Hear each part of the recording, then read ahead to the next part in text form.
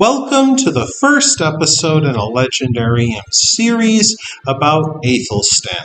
In part 1, King of England, we will talk about how young Athelstan inherited and kept the throne of his kingdom. During the fall of Rome, a hodgepodge of Germanic peoples crossed the North Sea into Roman Britannia, sailing what they called the Whale Road.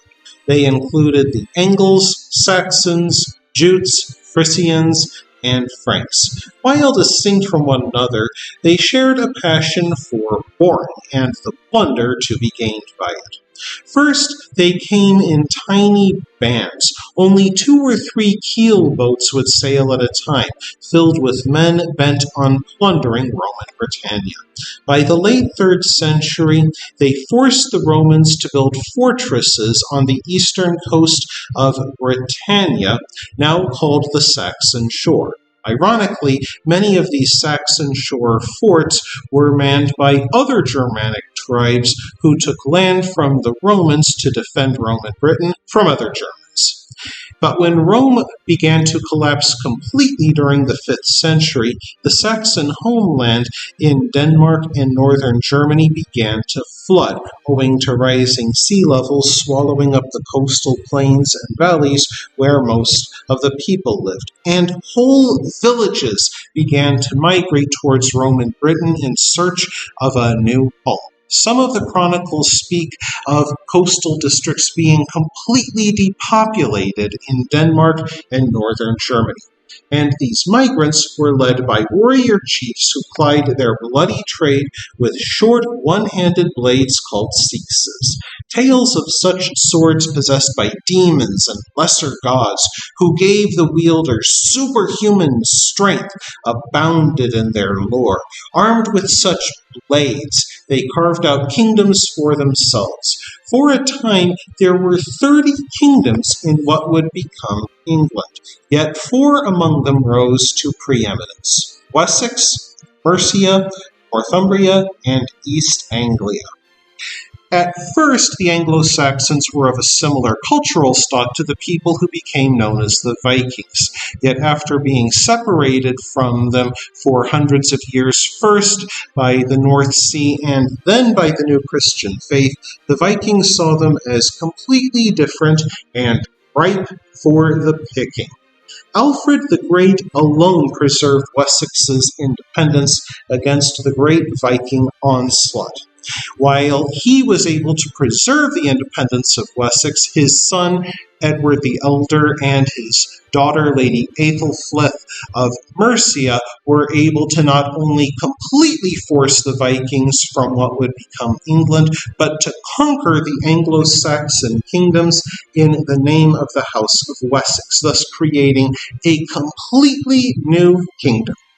Athelstan was the eldest son of King Edward the Elder, son of Alfred the Great, and Ecgwin. He was born in the year 895 AD during the reign of his grandfather Alfred.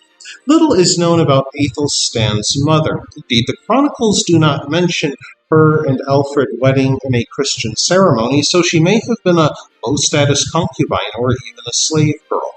As a child, Athelstan's grandfather Alfred of Wessex ennobled him in a ceremony during which he gave his grandson a mantle of royal purple, a tradition inherited from the Romans, and a girdle set with precious stones. Young Athelstan also received a Saxon seat sword in a golden scabbard. During this charmed boyhood, Athelstan grew up in the care of his aunt, Lady Athelstan of Mercia. The strong and capable queen not only preserved her realm against Viking onslaught, but defeated several Viking invasions from Dublin, thus giving young Athelstan a rough education in how to win and keep a kingdom. After Athelstan grew to young manhood, a chronicler described him as of handsome appearance and graceful manners, not beyond what is pleasing in stature, and slender in body. His hair, as we ourselves have seen from his relics, is flaxen, with golden threads. By the time that Athelstan's father, Edward the Elder, died, Athelstan was 30 years old. At first, his father intended him to rule the kingdom of Mercia, while another son by his marriage to a woman named Elfled governed Wessex. This was in keeping with Germanic traditions of dividing the kingdom among the heirs, and it led to disunion and civil war in Carolingian France. Had this plan proceeded, England may well have suffered the fate of Carolingian France and collapsed. Yet England remained united by a royal tragedy. On August 2nd, 924, Elfweird, the half-brother of Athelstan, suddenly died. Some whispered that Athelstan murdered his kinsman, but such gossips dared not speak too loud. Athelstan held a grand coronation at Kingston upon Thames, the traditional site for crowning the Saxon kings, on September 4th, 925. In accordance with an ancient custom, Athelstan took his throne upon a large rock.